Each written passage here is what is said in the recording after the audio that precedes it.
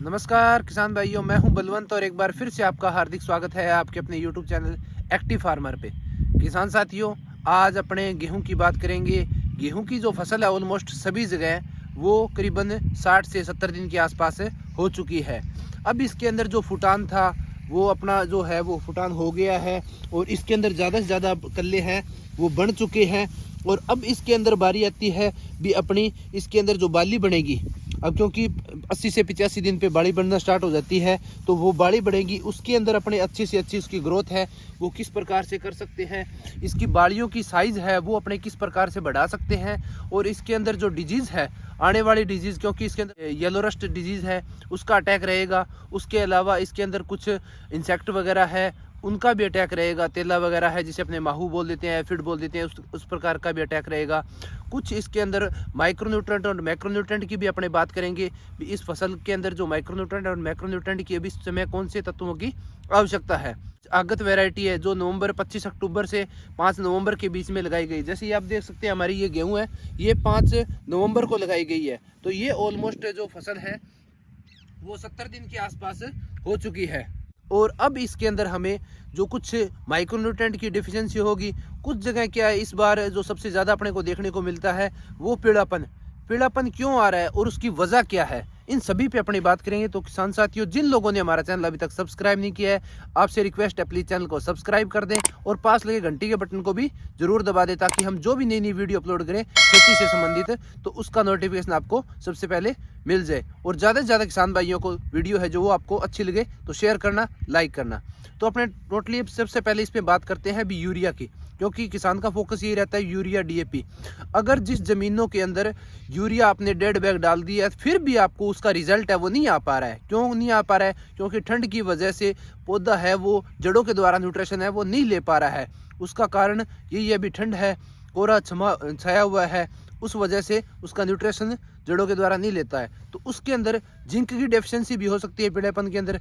तो उसके अंदर अपने को क्या करना है, 700 ग्राम जिंक जो 33% है, 21% अगर आप जिंक ले रहे हो तो 1 किलो 150 लीटर पानी के हिसाब से 1 एकड़ के अंदर उसके साथ में अपने को 2 किलो जो यूरिया है वो मिला के उसका स्प्रे करना है। जिसके अंदर जो पीलापन है मोस्टली इस बार सबसे ज़्यादा समस्या जो देखी गई है वो यही है, क्योंकि किसान यूरिया डीएपी फोकस कर रहे हैं, यूरिया डीएपी फोकस तो कर रहे हैं लेकिन उसके अंदर जिंक की डेफिशिएंसी है वो पहचान नहीं पा रहे। मोस्टली विभाग के द्वारा जो गाइड की गई है ये भी मैं आपको साथ के अंदर इमेज आपको दिखा पा रहा हूँ, जो ये इमेज देख रखते हैं। डिपार्टमेंट का भी यही कहना है भी आप इसके अंदर जो ऊपर से फोलियर स्प्रे के अंदर न्यूट्रिशन की डेफिशिएंसी है, जिंक की डेफिशिएंसी है, उसकी आप स्प्रे करें। तो किसान साथियों, अपने एक ज़रूरी बात है उस पर अपने ध्यान देंगे, क्योंकि जो बिजाई है वो 5 नवंबर या 5 नवंबर से पहले की बिजाई हुई है, क्योंकि उसकी हाइट है जो वैरायटियाँ ज़्यादा बढ़ने वाली है, उसके अंदर नाइट्रोजन है, फास्फोरस है, उसके अंदर न्यूट्रिशन अपने ने पूरा कर दिया है तो उनकी हाइट बढ़ती है तो आगे अपने मार्च के अंदर, अप्रैल के अंदर दिक्कत आती है। उस समय अपने पानी देंगे तो उसमें क्या होगा, जो गेहूँ के है वो गिरने की संभावना है वो बढ़ जाती है। तो इसलिए अपने पहले नोड पर व फ्लैग लीफ पर जो अपने को स्प्रे करनी है वो अपने को कौन सी स्प्रे करनी है और नोड है वो क्या है। तो अपने जो इसमें पौधे के अंदर आप देख रहे हैं जो ये गांठ बनती है, जो ये गांठ देख रहे हैं, इस गांठ से जो ये दूसरी गांठ बनेगी जो यहाँ पे आपको दिखाई दे रही होगी, जो ये गांठ है, ये यहाँ पे आपको ये गांठ जो दिखाई दे रही है, इसकी जो दूरी है वो अपने को किस प्रकार से मेंटेन करनी है, इसके अंदर कौन सा पीजीआर करना है, कौन सा फंगीसाइड करना है। इसके अंदर अपने को जो लियोसिन क्लोरमैक्वाट क्लोराइड आता है उसकी अपने को स्प्रे करनी है।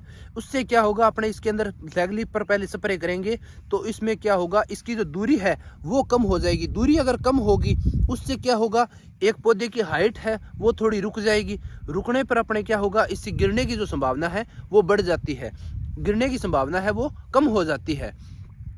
तो ये जो पहली नोड है और इस नोड को जो अपनी दूरी को कम करने के लिए लियोसिन की स्प्रे होगी। उसके साथ में अपने को जो फॉलिक्योर आता है बायर का, जो टेबुकोनाजोल है 25.9%, उसका भी अपने को इसके अंदर स्प्रे करना है।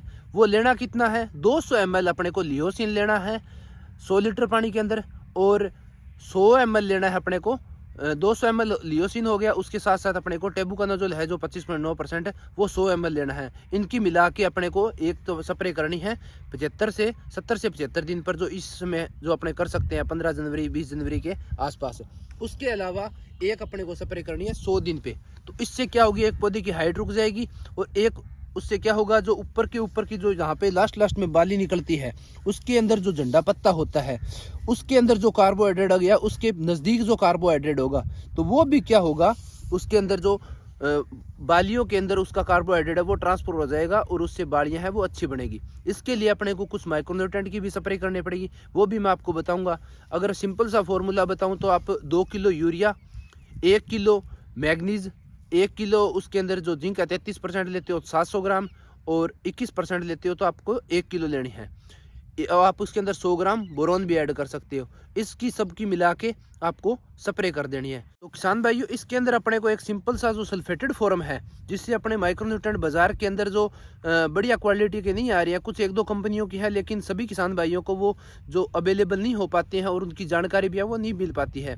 जो सिंपल है वो अपने को घर पे कैसे माइक्रोन्यूट्रेंट है वो अपने बना सकते हैं, उसकी स्प्रे कर सकते हैं। उसके अंदर अपने को जिंक लेनी है 33%, वो है 700 ग्राम।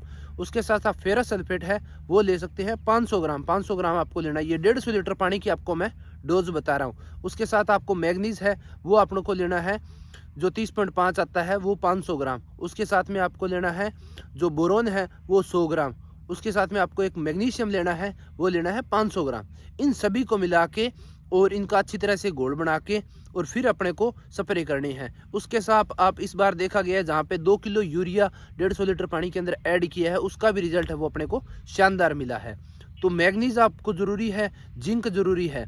ये आप माइक्रोन्यूट्रेंट घर पे भी बना के आप स्प्रे कर सकते हैं। तो इसकी क्या है, एक तो बालियाँ निकलेगी, वो एक सार बालियाँ निकलेगी। कई बार छोटी बालियाँ देखी गई है, क्योंकि पौधा है वो अपने जिस प्रकार से सिंचाई करते हैं तो उसमें अपने धीरे धीरे अपने वो क्या फुटान लेता रहता है, उस हिसाब से वो बालियाँ निकालता है। अपने को इसके अंदर सारे खेत के अंदर बालियाँ हैं वो एक सार निकलेगी और उनकी जो लंबाई है वो एक जैसी होगी, और उसके साथ साथ उनके अंदर दाने की क्वालिटी है वो भी बढ़िया बनेगी। ये आप 2 स्प्रे कर सकते हैं। एक अब कर दो 70 से 75 दिन पे, और एक आप आगे जब 80 से 100 दिन की आसपास 100 दिन की फसल हो जाए उस समय आपको करनी है। उसके साथ साथ आपको टेबुकोनाजोल ज़रूर करना है, क्योंकि इसके अंदर जो येलो रस्ट की है वो संभावना बढ़ जाती है। तो अपने को प्रिवेंटिव के अंदर 2 स्प्रे है जो येलो रस्ट के लिए टेबुकोनाजोल है उसकी अपने को करनी है।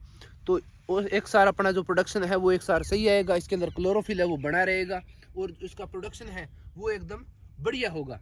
तो यही सब जानकारी अपने को माइक्रोन्यूट्रेंट जो ज़रूरी है।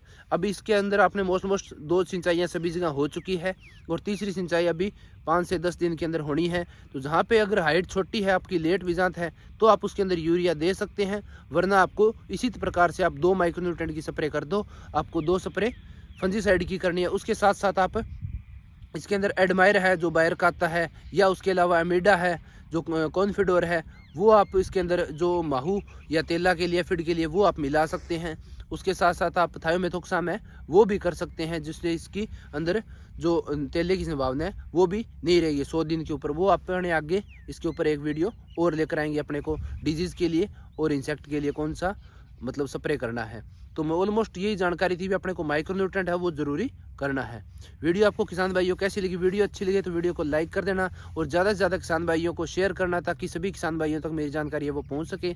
अपने चैनल को अभी तक सब्सक्राइब नहीं किया तो प्लीज़ चैनल को सब्सक्राइब कर दें और पास लगे घंटी के बटन को जरूर दबा दें, ताकि हम जो भी नई वीडियो अपलोड करें तो उसका नोटिफिकेशन आपको मिल जाए।